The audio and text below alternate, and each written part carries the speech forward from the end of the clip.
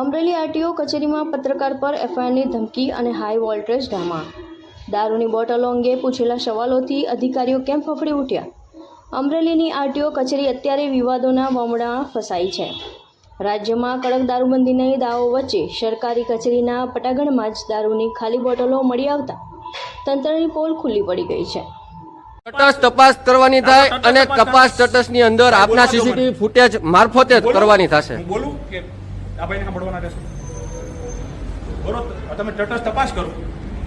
જે ભી કોઈ પણ આમાં વ્યક્તિ એમની સંડોવાયેલો હોય, એ મારી કચેરીનો વ્યક્તિ હોય કે કચેરીનો વ્યક્તિ ના હોય, બરોબર, એની સામે કાયદેસર કાર્યવાહી બરોબર. અને જો આમાં કોઈ મારી કચેરીનો વ્યક્તિ સંડોવાયેલો ના હોય તો આ છેલ્લે આ બધા જ અરજદાર છે. ભાઈ તમે આવી જાઓ, બધા અરજદાર બહાર, બધા અરજદાર બહાર આવી જાઓ. તમે અરજદારો બહાર આવી જાઓ.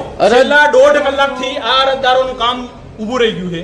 એટલે જો મારી કચેરીનો કોઈ બી કર્મચારી આમાં સામેલ નહીં હોય તો આ બંને વ્યક્તિઓ સામે ફરજમાં રૂકાવટનો ગુનો દાખલ કરવાનો. સાહેબ અહીંયા તમે તુકરા ઉકરા કરે કેવો છો ફલાણો દીકરો તમે તો બધું થાય. લીગલી ફરિયાદ બધી થાય જ. આમાં જેટલા અરજદારો છે અહીંયા ઉભા છે, 1.5 કલાકથી બેઠા છે, એ હું જાણી રહ્યો છું. અડધી કલાકથી આ સાહેબ આવ્યા છે. આ બધા સાહેબો 1.5 કલાકથી જમવા ગયા હતા, કોક પાપા પગલી કરવા ગયા હતા, કોક અધિકારીઓ બહાર ગયા હતા. તે દરમિયાન આ જેટલા અહીંયા અરજદાર ઉભા છે ભાઈ, કેટલી કલાકથી તમે બેઠા છો અને કેટલી કલાકથી તમને આ લોકો દ્વારા કઈ સૂચનાઓ આપવામાં આવી? કઈ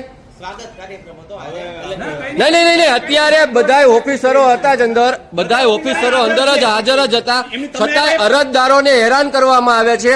અરજદારોને હેરાન કરી અને જે આરટીઓના એજન્ટ છે એના કામ તરત કરવામાં આવે છે. આરટીઓના એજન્ટોના જેટલા બિલ લીધા છે એ મારી